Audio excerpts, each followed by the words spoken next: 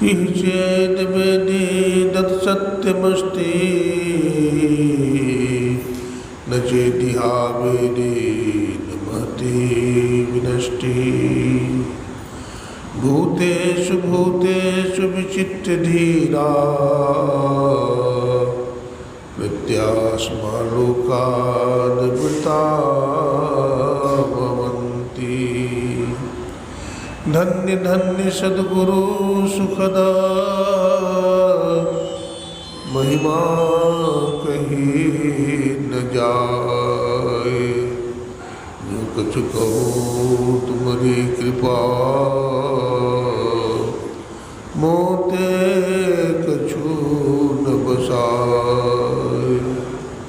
बोलिए प्रेम से श्री सद्गुरु महाराज की, श्री सद्गुरु महाराज की, श्री सद्गुरु महाराज की। अव्यक्त रूप में अनंत श्री विभूषित परमाराध्य ब्रह्मलीन गुरुदेव के त्रैलोक पावन पाद पद्मों में कोटि कोटि नमन। गुरुदेव के मस्तिष्क स्वरूप ब्रह्मलीन पूज्यपाद महर्षि संत सभी ब्रह्मन जी महाराज, उनके हृदय स्वरूप पूज्यपाद ब्रह्मलीन महर्षि साई स्वामी जी महाराज तथा संतमत के वर्तमान आचार्य महर्षि हरिनंदन ब्रह्मन जी महाराज के चरण कमलों में कोटि कोटि नमन, कोटि कोटि प्रणाम। हमारे आदरणीय अध्यक्ष महोदय, श्रद्धेय हमारे कमलेश बाबू, उमेश बाबू, कमेटी के सभी पदाधिकारीगण, सत्संग प्रेमी सज्जनों, भक्तिमती माताओं बहनों, सबको नमन करते हैं, सबको प्रणाम करते हैं। हम गुरु महाराज से प्रार्थना करते हैं कि सबका विजयदशमी मंगलमय हो, आनंदमय हो।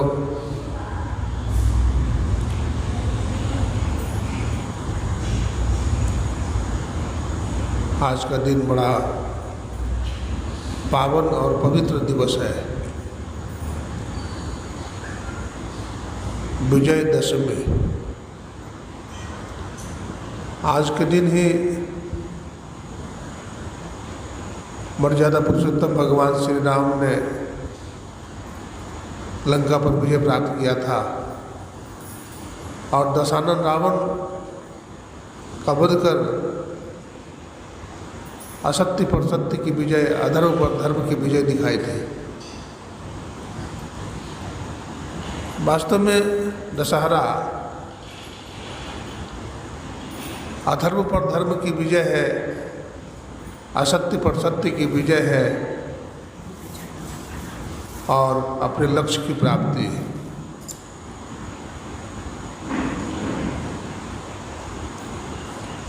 हमारा मन, हमारे इंद्रियां काबू में नहीं है। संत महात्मा कहते हैं अपना मन, अपने इंद्रियों को काबू में रखो। जब तक इसको काबू में नहीं करते, जब तक मन को जीतते नहीं, तब तक विजयदशमी हमारा नहीं होता है। काम, क्रोध, लोभ, मोह आदि जो खंड विकार है, खंड विकार जीत अनग कामा। खंड विकारों को हम जीत ले, अपने मन पर विजय प्राप्त कर ले, अपनी आत्मा को जान ले, यही उसकी सर्वश्रेष्ठ विजयदशमी।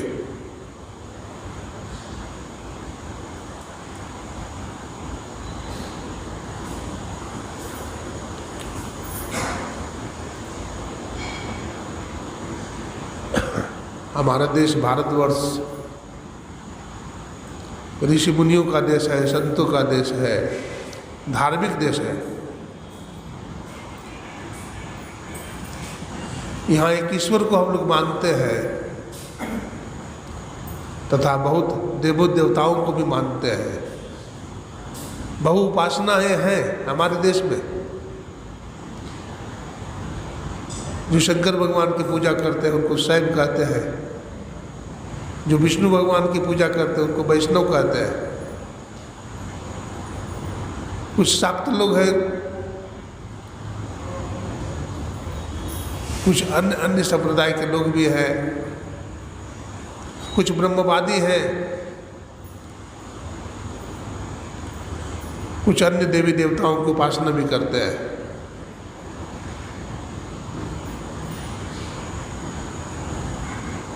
लेकिन वास्तव में धर्म पर चलना, सत्य पर चलना, ये क्या है? हम इसे अच्छी तरह से समझ नहीं पाते हैं। हम लोग सीधा सीधे ये समझते हैं, जो चंदन लगाता है, तिलक लगाता है, गंगा जी स्नान करता है,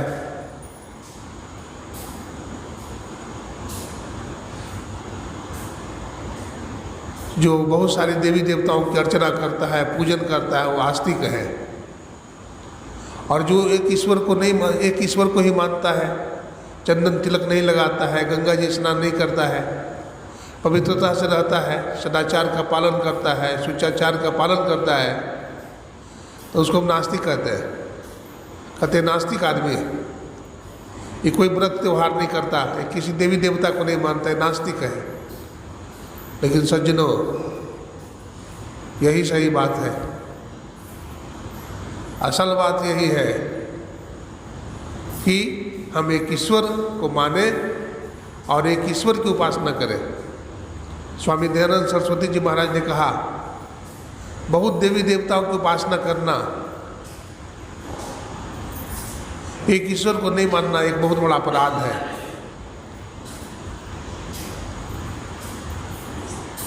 हम व्यभिचारिणी भक्ति नहीं करें, हम एकनिष्ठ भक्ति करें। इसलिए हमारे गुरु महाराज ने कहा, एक ईश्वर को मानो,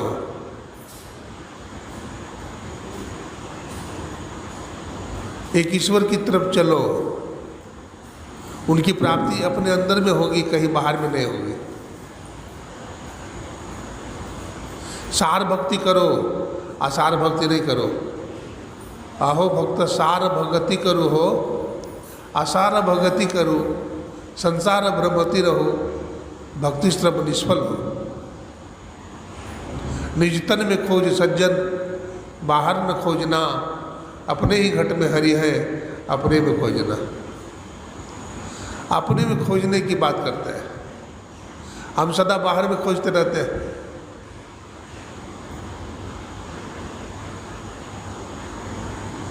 भगवान बुद्ध एक दिन अपने आसन से उतर करके कुछ खोज रहे थे। एक साधक आ पहुंचा। साधक ने भगवान बुद्ध को प्रणाम करके कहा, बनते आप बहुत देर से कुछ खोज रहे हैं, क्या खो गया है? भगवान बुद्ध ने कहा कि हमारा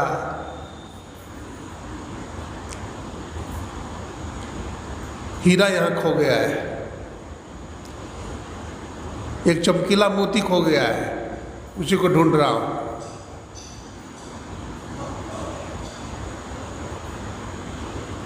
तो वो भी साधक खोजने लगा।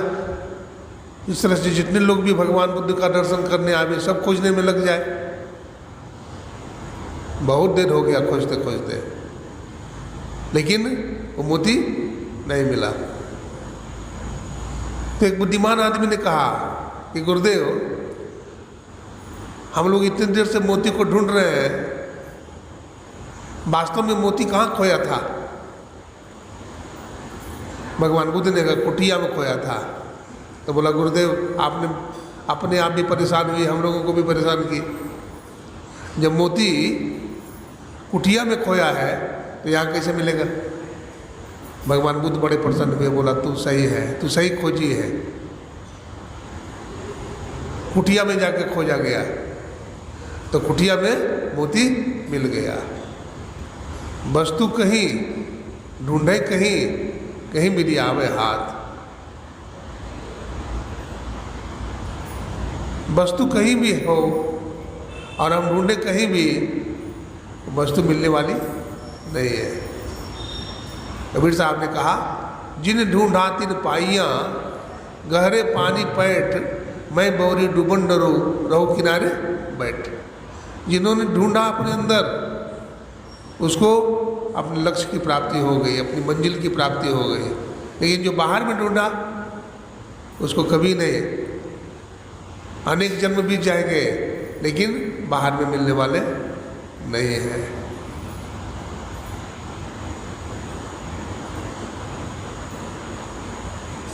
एक नास्तिक व्यक्ति भगवान बुद्ध के पास आया, बोला भगवान, नास्तिक तो नहीं था लेकिन व्यभिचारिणी भक्ति करता था। भगवान बुद्ध के पास आया, बोला ईश्वर को बहुत ढूंढा लेकिन ईश्वर मिला नहीं, और हमारे जीवन में बहुत सारा प्रॉब्लम भी है, आवश्यकता है, ज़रूरत है, समस्या है, उसका भी आप निदान कर दीजिए। भगवान बुद्ध ने कहा तुम जिज्ञासा करो। तो जिज्ञासा करने लगा, क्या ईश्वर है? क्या स्वर्ग और नरक है? क्या किसी को ईश्वर मिला है?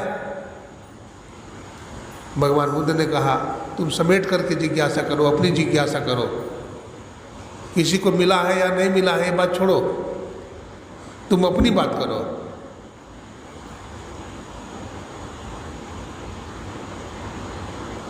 भगवान बुद्ध ने कहा तुम्हारा सवाल का जवाब हम नहीं देंगे, तुम सोच करके आओ, सोच करके सवाल करो।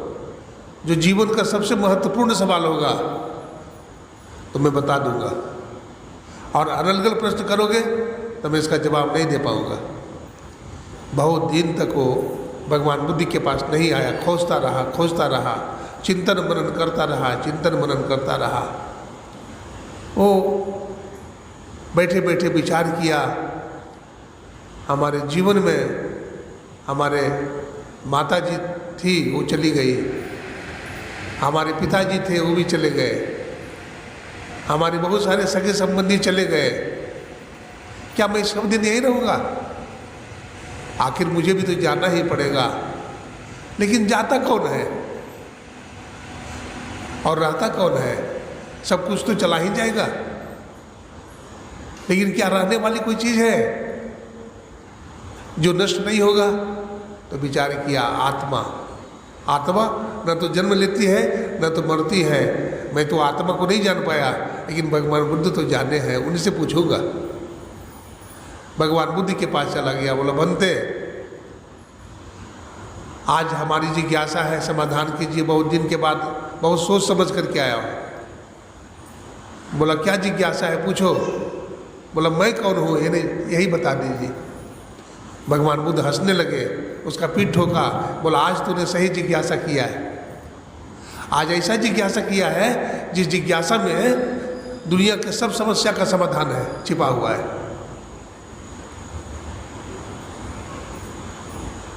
आत्मज्ञान में सब दुख दूर हो जाएगा, कुछ भी दुख नहीं बचेगा। लक्ष्य ऐसा है होना चाहिए।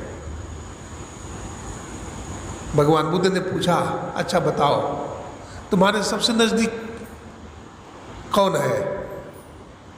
बोला सबसे नज़दीक हवा है। भगवान बुद्ध ने कहा फिर से सोच करके बोलो, हवा से भी नज़दीक कुछ है? बोला हाँ, हमारा वस्त्र है, कपड़ा है। हमारा वस्त्र, हमारा कपड़ा इससे भी नज़दीक है। बोला इससे भी नज़दीक कुछ है, सोचो। तो कहता है कि सबसे नज़दीक तो हम ही हैं। बोला हाँ, सबसे नज़दीक तू ही है। ईश्वर का ज्ञान तुमको होगा, तुम्हारे मन, तुम्हारे इंद्रियां, तुम्हारी बुद्धि को नहीं होगा। ईश्वर का ज्ञान तुम्हें होगा, और किसी अनुभवी, किसी श्रेष्ठ संत के पास जाने से उसका ज्ञान होगा। बाबा गोरखनाथ जी महाराज कहते हैं, सदगुरु मिले तो बुरे बाबू, नहीं तो परले हुआ। जब तक कोई पहुंचे हुए फकीर संत नहीं मिलेंगे तब तक तुम्हें ज्ञान नहीं होगा। मैं कहानी कह रहा हूं, ध्यान से सुनिए आप लोग। एक व्यापारी व्यापार करने के लिए नेपाल गया। कहाँ गया? नेपाल। तो जंगली रास्ता था, वो व्यापारी जंगल में जा रहा था। तो रास्ते में उन्होंने देखा एक विशाल हाथी आ रहा है। सूंड को हिलाते हुए। वो डर गया। अब हाथी व्यापारी का पीछा करने लगा। व्यापारी डर के मारे भागा जा रहा है, भागा जा रहा है। अब कहाँ भागे जंगल में, हाथी बहुत तेजी से चलता है। वो दौड़ रहा है, हाथी पीछा कर रहा है। भागते भागते वो कहाँ गया, देखा एक कुआं है। कुआं के पास एक बरगद का गाछ है। अब बरगद के गाछ का जड़ कुआं में लटक रहा है। तब उसको सांस मिली, बोला आप बच जाएंगे। उन्होंने क्या किया, बरगद के जड़ को पकड़ लिया और कुआं में घुसने लगा। आधा कुआं में जब जाता है तो नीचे जा करके देखता है तो एक नाग सर्प है 5 फन वाला। अब रुक जाता है, घबरा जाता है, बोला अरे ऊपर जाऊंगा तो हाथी मारेगा और नीचे जाऊंगा तो नाग सर्प डस लेगा, दोनों तरफ खतरा ही है। अब मैं करूं तो क्या करूं। बेचारा डर रहा है, बरगद का जड़ पकड़े हुए है, हाथ में दर्द हो रही है, भगवान का नाम जप रहा है, हे प्रभु बचाओ रक्षा करो। बहुत देर से पकड़ा हुआ था, लेकिन पकड़ते पकड़ते हाथ में दर्द हो गई और छोड़ दिया हाथ। जब छोड़ दिया तो कहाँ गिरा, कुआं में जाकर गिरा और नाग सर्प उसको डस लिया, काट लिया, खून बहने लगा। विष का जहर असर कर गया, शरीर में प्रवेश कर गया। वो मरनासन हालत में हो गया, अचेत हो गया, लेकिन पूरा मरा नहीं था। अभी थोड़ा सा होश उसको आया और वो खड़ा हो गया। और उसी कुआं में एक जड़ी मिली उसको, उस जड़ी को तोड़ लिया और तोड़ करके उस जड़ी को थोड़ा सा खा लिया। उसको जड़ी की पहचान थी और वो जो ही जड़ी को खाया तब उसका विष क्या हो गया, उतर गया, विष उतर गया। एक कहानी है, दृष्टांत है, इसको दृष्टांत में घटाइए, दृष्टांत में घटाइए।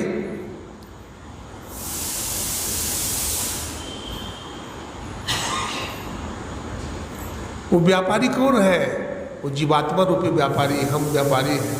हमें व्यापार करने के लिए नेपाल, ये संसार ही नेपाल है, व्यापार करने के लिए आए हैं। और हमारे जीवन में भी काल रूपी हाथी ने पीछा किया। यमराज रूपी हाथी है।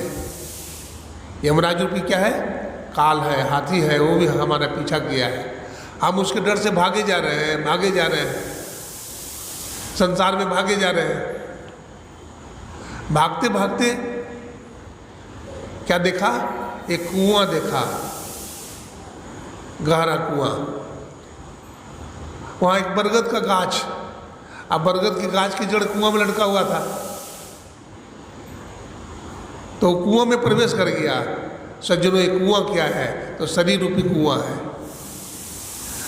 जीवात्मा शरीर रूपी कुआं में प्रवेश कर गया है और सोचता है बच जाएंगे अब, लेकिन बचने वाला नहीं है।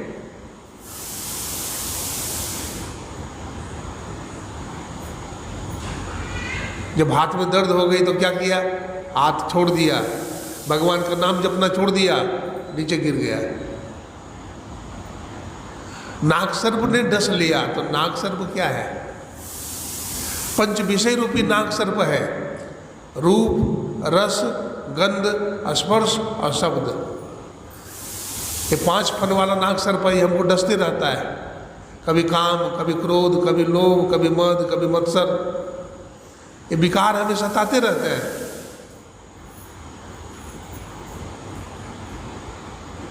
ये रस्सी क्या है, तो आयु रूपी रस्सी है। किसी का 100 साल है, किसी की 60 साल है, किसी की 20 साल है, और कोई जन्म लेते ही मर जाता है। गुरु नानक साहब कहते हैं, न बालक न जौवने न वृद्धि कछुबंद, यह अवसर नहीं जानिए जब आनी पड़े जब फल। मृत्यु सबकी आनी है। भगवान कृष्ण कहते हैं जिसका जन्म हुआ उसकी मृत्यु निश्चित होनी है। और कितना बार जन्म लिए हैं? भगवान बुद्ध ने कहा मनुष्य इतना बार मरा है, अगर उसके हड्डी के ढांचे को जमा किया जाए तो हिमालय पहाड़ हो सकता है। इतना जन्म में दुख को भोगा है, उसके आंसू को जमा किया जाए तो प्रशांत महासागर और हिंद महासागर के समान उसका आंसू हो सकता है।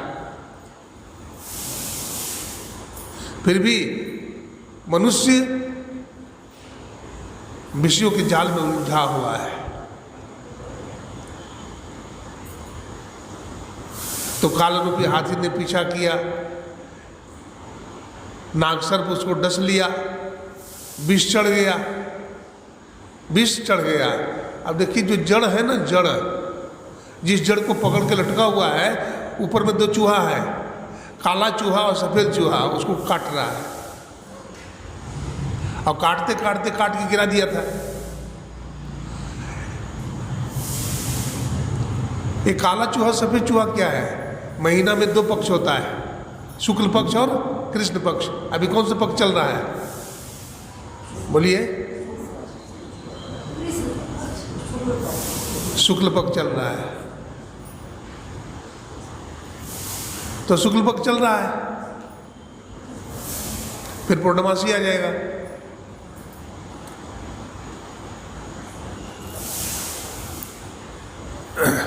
तो यही कृष्ण पक्ष और शुक्ल पक्ष है, काला चूहा और सफेद चूहा। ये हमारे आयु को छोटा कर रहा है। जगत गुरु शंकराचार्य जी महाराज कहते हैं पुनरपि जननम पुनरपि मरणम पुनरपि जननी जठरे शयनम ये संसारे खलु दुस्तारे और कृपया पारे पाए मुरारे भज गोविंदम गोविंदम भज जीव मूढ़मते। रे मंदमती रे मूढ़मती भजन कर। हस्तम गलितम, तुम्हारे हाथ कांपते हैं जब लाठी को पकड़ता है। तो बूढ़ा आदमी लाठी को पकड़ता है तो हाथ कांपता है। हस्तम गलितम पलितम मुंडन, और सिर के बाल सफ़ेद हो गए, मुंह के सब दांत टूट गए।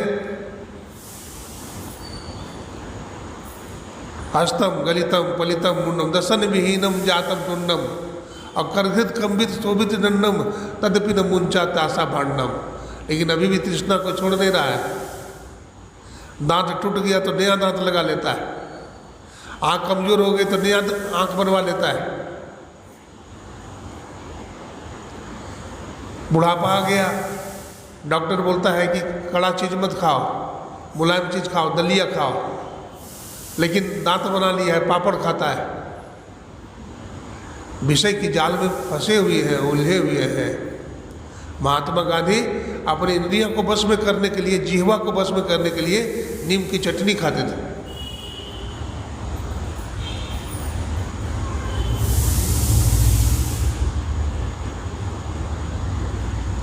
तो कथा सुन रहे थे, काल रूपी हाथी ने पीछा किया, भागा, शरीर रूपी कुआं में प्रवेश किया, आदि आदि सुन रहे थे। उस व्यापारी को जड़ी का पता है, जड़ी खा लिया। वो सत्संग रूपी जड़ी है। क्या है? सत्संग रूपी जड़ी है। हम भी अपने जीवन में सत्संग रूपी जड़ी का सेवन कर लेंगे तो हमारा जो सांप काटा है विष उतर जाएगा। हम भी सत्संग रूपी जड़ी को खाएं, सत्संग सुने। गोस्वामी तुलसीदास जी कहते हैं सुनी समझहि जन मुदित मन मज्जहि अति अनुराग लह हिचार फल चित्तनु साधु समाज परियाग। सत्संग में आकर के सत्संग की बात को सुनिए। कैसे सुनिए? जैसे परीक्षित जी महाराज ने सुना था। परीक्षित जी महाराज को भी नाग सर्प कटने वाला है ना, तक्षक, वो भयभीत है और खोजी भी है। भागवत महापुराण की कथा सुनाने वाले कौन है? राजा परीक्षित को सुनाने वाले कौन है? सुखदेव मुनि। भगवान शंकर के अवतार हैं, परम ज्ञानी है, परम तपस्वी है सुखदेव मुनि। भगवान कृष्ण, जो भगवान कृष्ण ने माँ के गर्भ में रक्षा किया परीक्षित का, आज भगवान को चिंता हुई कि हमारे भक्त के ऊपर काल है। सुखदेव मुनि को प्रेरणा देते हैं भगवान कृष्ण की, जाओ और हमारे भक्त को श्रीमद् भागवत महापुराण की कथा सुनाओ। समाधि में रहते थे सुखदेव मुनि, समाधि लग जाती थी, शरीर का होश नहीं था, लेकिन फिर भी भगवान का आदेश पालन करने के लिए समाधि को छोड़ करके श्रीमद् भागवत महापुराण की कथा सुनाने के लिए गए। और जब गए तो लोगों को पता है कि राजा परीक्षित आज मरने के लिए आया है, कथा जानते हैं, आज तक्षक नाग काटेगा, मर जाएगा। तो 88,000 ऋषि मुनि, शौनक आदि ऋषि गंगा के किनारे पहुंचे हैं। कहाँ? शुक्रताल मुजफ्फर नगर है, उसके पास है, उत्तर प्रदेश में। वहाँ 88,000 शौनक आदि ऋषि पहुँचे हुए हैं। लेकिन जैसे ही बड़े बड़े महर्षि वशिष्ठ, जिनकी आयु कितने हजार वर्ष की है, दधीची मुनि, बड़े बड़े ऋषि मुनि, वेदव्यास जी महाराज, बड़े बड़े ऋषि मुनि वहाँ पधारे हुए हैं। सुखदेव मुनि की उम्र बहुत कम है, 16 साल के हैं। लेकिन जब सुखदेव मुनि का वहाँ प्राकट्य होता है, पहुँचते हैं, तो 88,000 ऋषि मुनि उठकर खड़े हो जाते हैं, उनके स्वागत में खड़े हो जाते हैं और फिर बैठने का आदेश देते हैं, सब बैठ जाइए। सब बैठ जाते हैं। अब वो कथा सुनाने लगते हैं। कौन? सुखदेव मुनि कथा सुनाने लगते हैं। अब कथा सुना रहे हैं। कथा किसे कहते हैं? कथा उसे कहते हैं जिससे हमारी व्यथा दूर हो जाए, जिससे हमारी व्यथा, जिस कथा को सुनने से हमारी व्यथा दूर न हो। कथा नहीं है, वो व्यथा है, वो दुख है। और साधक को कैसे सत्संग सुनना चाहिए? तो राजा परीक्षित की भांति एकदम अंतर्मुख होकर के कथा सुनना चाहिए। अंतर्मुख होकर के कथा में डूब जाना चाहिए। कथा सुना रहे हैं, भागवत अमृत उनके मुंह से निकल रहा है और उनके कर्ण रसायन में प्रवेश कर रहा है, सुन रहे हैं।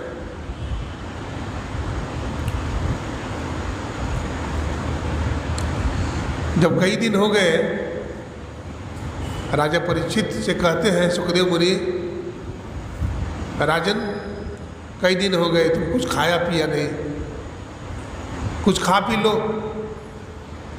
कुछ फलहार ले लो। कहते गुरुदेव मुझे भूख नहीं है। तू आसन नहीं बदला, आसन बदल लो। कहते गुरुदेव आप कथा सुनाते रहिए, हमें भूख नहीं है, हमें तक्षक का डर है, डस लेगा 7वां दिन। ये तक्षक मुझे डस लेगा 7वां दिन, इसलिए मुझे कथा सुनाते रहिए। देखिए कैसा परीक्षित जी है। परीक्षित का मतलब परीक्षति परीक्षित, जो चारों तरफ देखिए वो परीक्षित है। हम भी जीवात्मा रूपी परीक्षित है, हम भी क्या है? जीव रूपी परीक्षित है। और हमें भी ये तक्षक 7 दिन में ही डसेगा, 8 दिन थोड़े बना है। विधाता ने अपनी सृष्टि में 7 दिन ही बनाया है।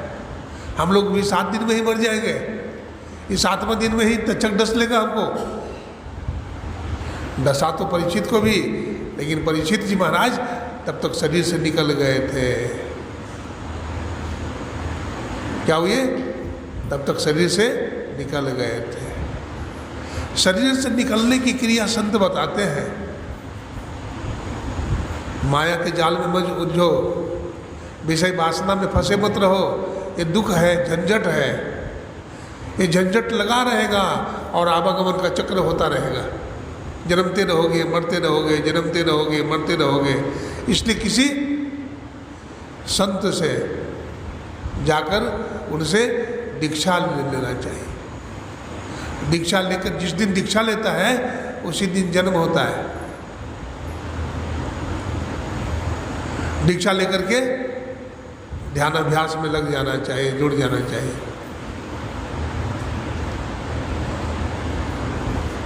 हमारे गुरु महाराज कहते हैं, ध्यानाभ्यास करो नित, हो ही में ही निज हित, अति ही प्रसन्न चित, असन हम उपासना। ध्यानाभ्यास रोज कीजिए। ध्यान करने से आपका परम कल्याण होगा। ध्यान करने से क्या होता है? पतंजलि ऋषि कहते हैं,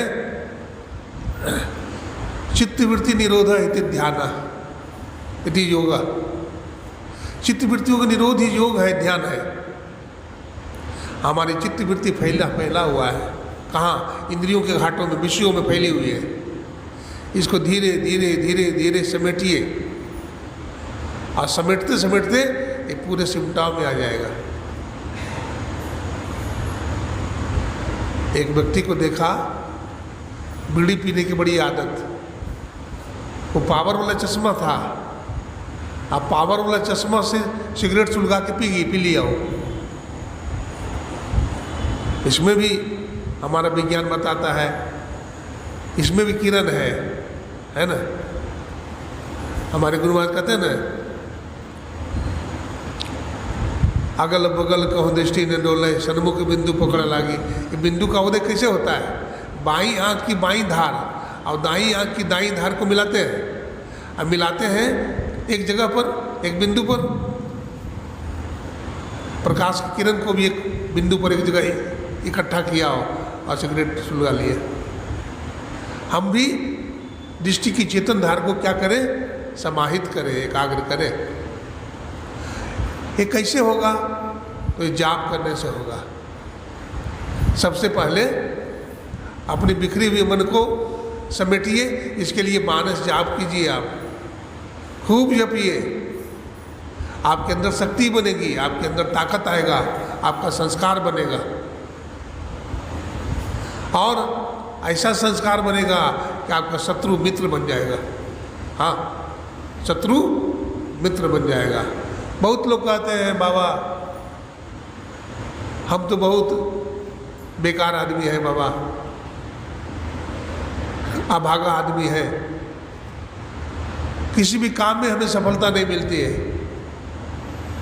किसी भी चीज़ को हम छूते हैं, कोई कारोबार करते हैं, बाबा सफलता नहीं मिलती है।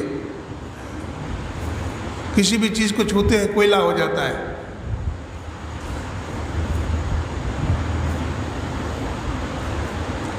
लेकिन जरा आप संत के शरण में जाकर देखिए। मुहर देखे हैं? मुहर में अक्षर उल्टे लिखे होते हैं, सब अक्षर उल्टा लिखा होता है। अब पैड पर चिपका करके जब उसको कागज पर ठप्पा मारा जाता है तो उल्टा अक्षर सुलटा हो जाता है। वो पैड क्या है? सदगुरु का चरण रूपी पैड है। उस पर अपने जीवन को समर्पित करके देखिए, मोहर लगा कर देखिए, आपका उल्टा अक्षर यानी उल्टा भाग्य सुलटा हो जाएगा।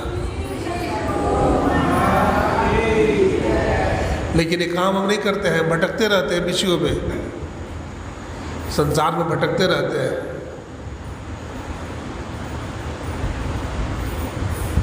मृगवारी सब ही प्रपंचन, विषय शब्द का रूप है। निज सूरत को इनसे हटा, प्रभु में लगाना चाहिए। मृगा देखिए, कस्तूरी की खोज में रेगिस्तान में दौड़ते रहता है। इधर से सुगंधी आ रही है, उधर से सुगंधी आ रही है। लेकिन कुछ तो सुगंधी कहाँ है? उसके नाभि से सुगंधी आ रही है।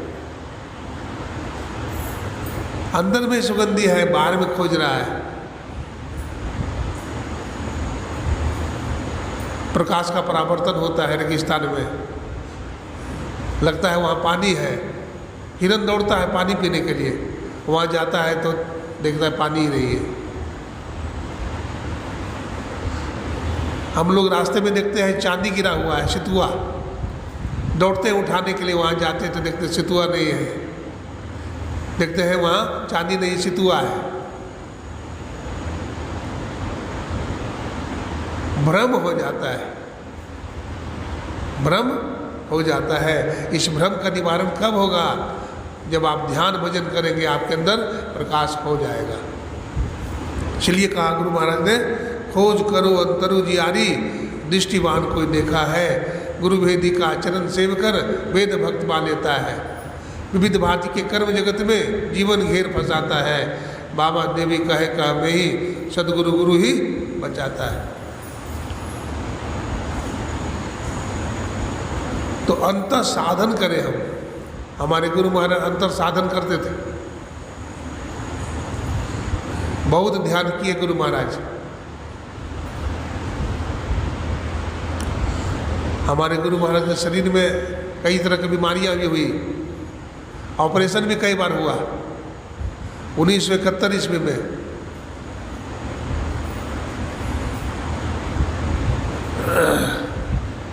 गुरु महाराज के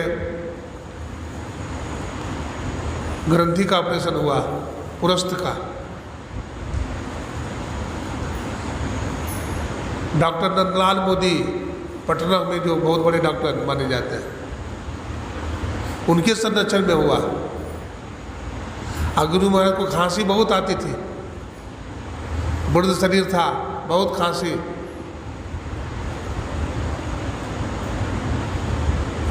अब वो सोचते हैं कि गुरु महाराज का ऑपरेशन करें डॉक्टर साहब, लेकिन डर भी रहे हैं कि अगर उल्टा पुल्टा कुछ हो गया तो गुरु महाराज के लाखों शिष्य हैं, भक्त हैं, हमको नोच करके खा जाएगा। डर भी रहे हैं। अब ऑपरेशन करें तो कैसे करें? गुरु महाराज लीला करते हैं।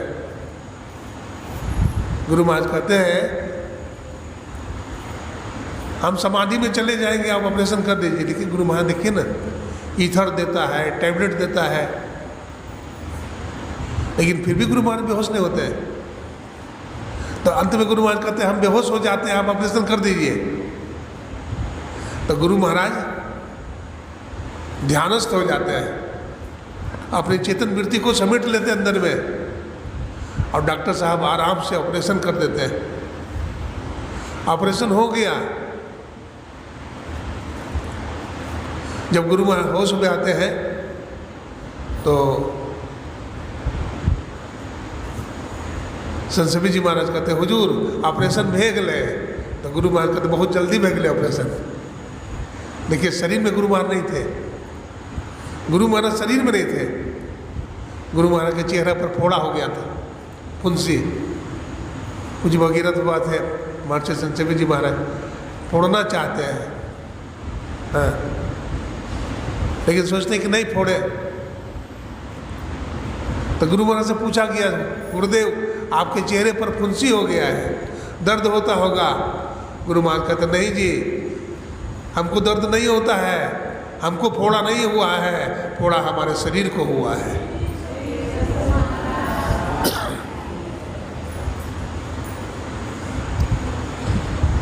शरीर के भीतर घुसे हैं हम शरीर के भीतर घुसते नहीं है, बाहरी बाहर रहते हैं। कैसे पता लगेगा? ये संत मत का जो ज्ञान है, हमारे गुरु महाराज ने कहा ज्ञान योग युक्ति ईश्वर भक्ति।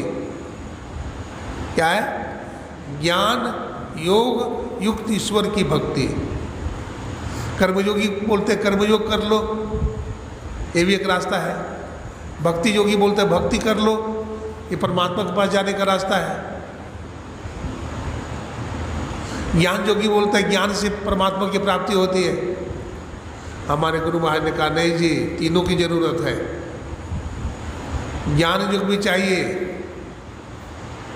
भक्ति युग भी चाहिए, और ध्यान भी चाहिए। तीनों चीज होना चाहिए।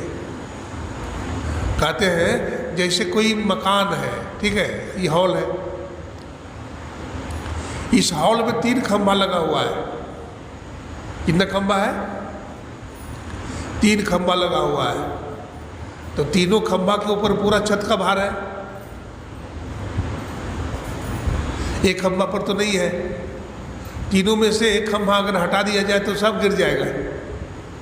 इसलिए तीनों का महत्व है। ईश्वर की प्राप्ति मिले ज्ञान योग भी, भक्ति योग भी और कर्म योग भी, तीनों चाहिए। कर्मण्येवाधिकारस्ते मा फलेषु कदाचन।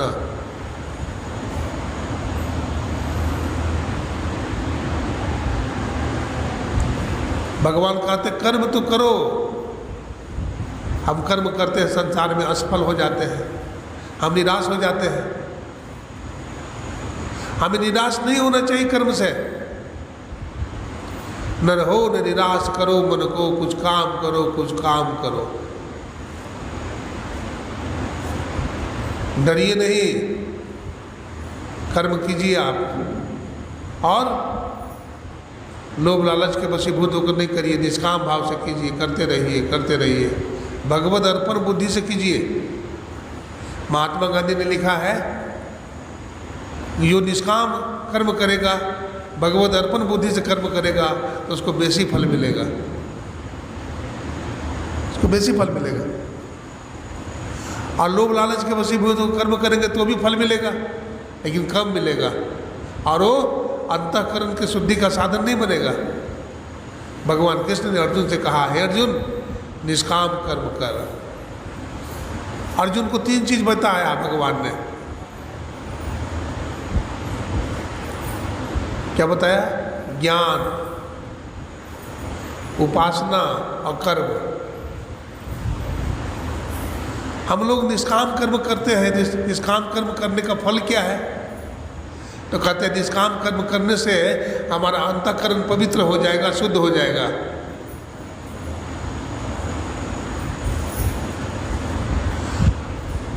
ध्यान करने से क्या होगा? हमारे इंद्रिय में जो विक्षेप है, हमारा जो मन चंचल है, हमारी इंद्रिय जो चंचल है, ध्यान करने से क्या होगा? स्थिर हो जाएगा।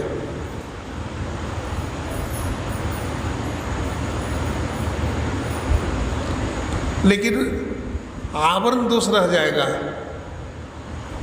आवरण बना रहेगा। आवरण दोष कैसे नाश होगा? तो रीते ज्ञानात् न मुक्ति, श्वेता शत्रुपनिषद में है, ज्ञान के बिना मुक्ति नहीं होगी। ज्ञान चाहिए।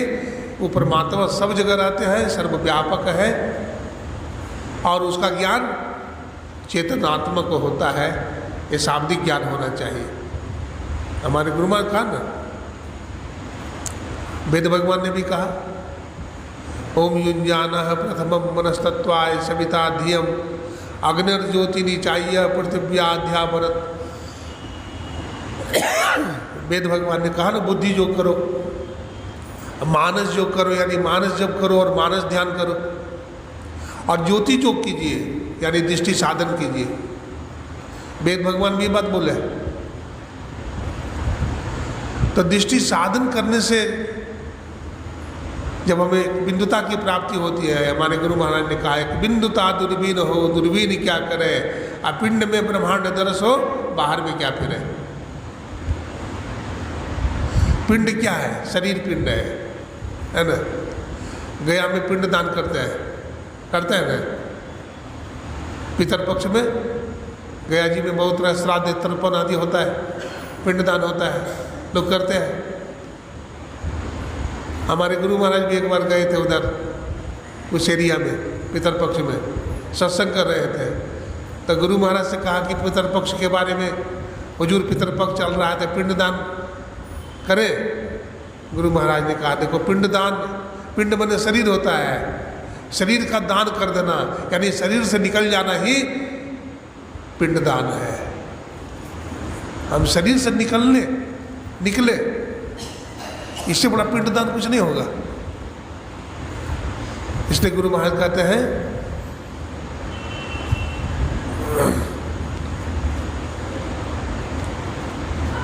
शरीर से निकलो, अभी अंतर धसो हो, अंदर में धसिए। और कबीर साहब क्या कहते हैं? कबीर साहब कहते हैं, उलट पाछ लो पैड़ो पकड़ो, पसरा मना बटोर, और कहत कबीर सुनो भाई साधो, तब पई हो निष्ठौर। संत पलटू साहब जी महाराज थे। तो संत पलटू साहब के बहुत सारे शिष्य थे, सबको ध्यान ज्ञान की शिक्षा देते थे पलटू साहब। और शाम के समय में 1 घंटे के लिए घूमने के लिए जाते थे जंगल में, जंगल पहाड़ घूमते थे। तो शिष्य लोग ने कहा कि गुरुदेव हमको भी ले चलिए अपने साथ। तो पलटू साहब ने कहा, देखो जी तुम लोग तो हमारे साथ नहीं जा सकते हो। तो नहीं गुरुदेव, आप तो वृद्ध हैं, हम तो जवान हैं, आपसे बेसी चल देंगे हम, हमको भी ले चलिए। पलटू साहब ने कहा, देखो हम जिस रास्ते से जैसे चलते हैं तुम नहीं चल पाओगे। बोला नहीं, हमको भी ले चलिए। तो कहा ठीक है चलो। तो पलटू साहब आगे आगे और शिष्य लोग पीछे पीछे जा रहा है। चलते चलते एक पहाड़ आया, पहाड़ में एक सुराग था।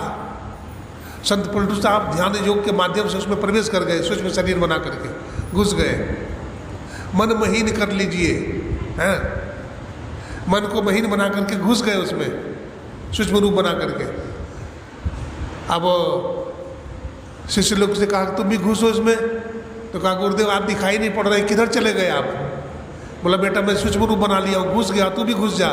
बोला मैं नहीं घुस सकता, मैं अपने को छोटा नहीं बना सकता, अपने मन को महीन नहीं बना सकता। देखिए यही मन को महीन बनाना है। घटपट तिहु के पार में साई बसही यंत्रे, जो मिलन को चाहता चटपट से करूं संत संग रे। घटपट के पार में जाइए, घटाकाश पटाकाश के पार में चला जाइए। देखिए ये भी हॉल है, ये क्या है? सत्संग हॉल है ना। तो सत्संग हॉल में खाली जगह है जहाँ हम बैठे हुए हैं। अगर खाली जगह नहीं रहता तो बैठते नहीं बैठते। अब यहाँ पर एगो घड़ा रख दीजिए, ठीक है, हॉल में घड़ा रख दीजिए, तो उसको कहते हैं घटाकाश। क्या बोलते हैं?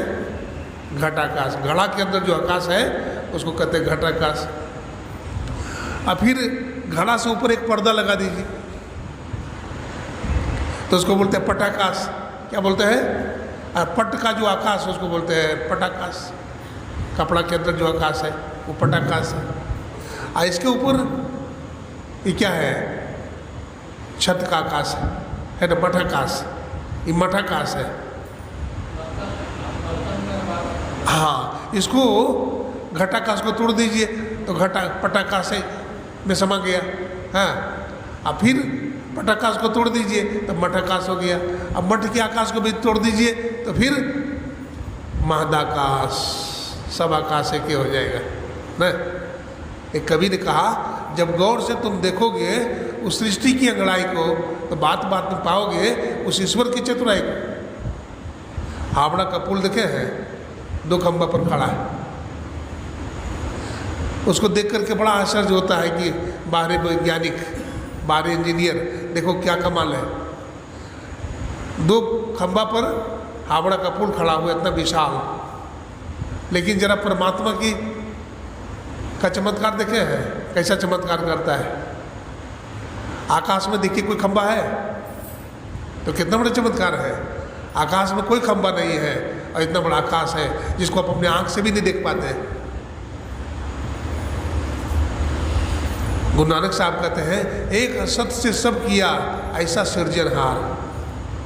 एक सत से सब किया, कैसा परमात्मा ने बनाया है। फिर भी हम कहते ईश्वर नहीं है, परमात्मा नहीं है, हमारी बुद्धि ठिकाने में है। हम कहते ईश्वर नहीं है, परमात्मा नहीं है।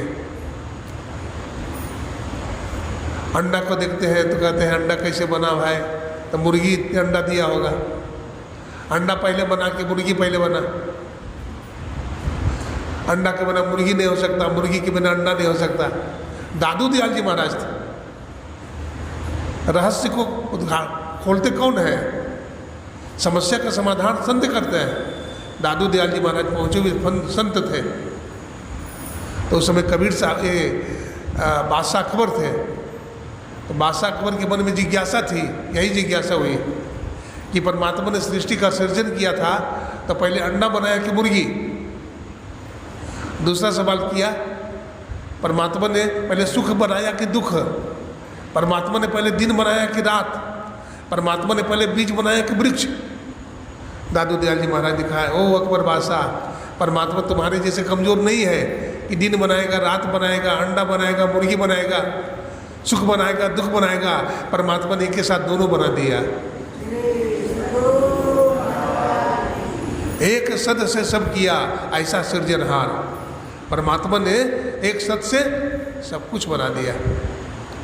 तो वही एक तत्व को, एक तत्व दृढ़ाभ्यासाद्यावन, हाँ, एक तत्व का दृढ़ अभ्यास करिए। एक तत्व क्या है? परमात्मा, हमारी आत्मा है ना, इसको जानिए, इसको जानिए। इसी को जानने के लिए सत्संग की जरूरत है और ध्यान अभ्यास करने की जरूरत है। बिना ध्यान भजन के नहीं होगा, बिना सत्संग के नहीं होगा। और एक समय नहीं कि एक बार का सत्संग सुन लिए तो कल्याण हो गया। काकभूषण जी कहते हैं गरुड़ से, बहु काल करिए सत्संगा, तब हुई है संशय सब भंगा। हे गरुड़ जी, जीव जब बहुत काल तक सत्संग करता है तब उसके मन का संशय दूर होता है। तो मन का संशय क्या है? ईश्वर नहीं है, यही मन का संशय है। मन में संशय हो जाता है, क्या ईश्वर है? ईश्वर अवश्य है। जब तुम हो तो ईश्वर भी है। तुमको बनाने वाला कौन है? तुमको कौन बनाया? जब ईश्वर नहीं था तो तुमको कौन बनाया? तो अपने को देख करके पता लगता है ईश्वर भी है। हमारा वैज्ञानिक बोलते हैं कोई भी कार्य बिना कारण का नहीं होता है। एक मकान अपने आप नहीं बनता है, एक घड़ी अपने आप नहीं बनती है, एक ट्रांजिस्टर अपने आप नहीं बनता है, एक टेलीविज़न अपने आप नहीं बनता है। इतना बड़ा संसार, कितने लोग जन्म ले रहे हैं, कितने लोग मर रहे हैं, इसको बनाने वाला कोई नहीं होगा। इसको बनाने वाला कोई कारण होगा। वो कौन है? वो ईश्वर है, वो परमात्मा है। तो ऐसे जो ईश्वर परमात्मा है, संत महात्मा कहते हैं उनको जानिए। ये विजयदशमी तभी सफल होगा जब अपने आप को जानिए, अपने इंद्रियों पर, अपने मन पर काबू कीजिए। आज का सत्संग श्रीमती गीता बहन जी की तरफ से है, हमारे सूरज भाई उन्हीं के बेटे हैं, सुपुत्र हैं, और इनकी तरफ से ये सत्संग रखा गया है। भोज भंडारा भी है। आप लोग सभी भोज भंडारा ग्रहण करके ही प्रसाद पा करके जाइएगा। बोलिए प्रेम से श्री सद्गुरु महाराज की।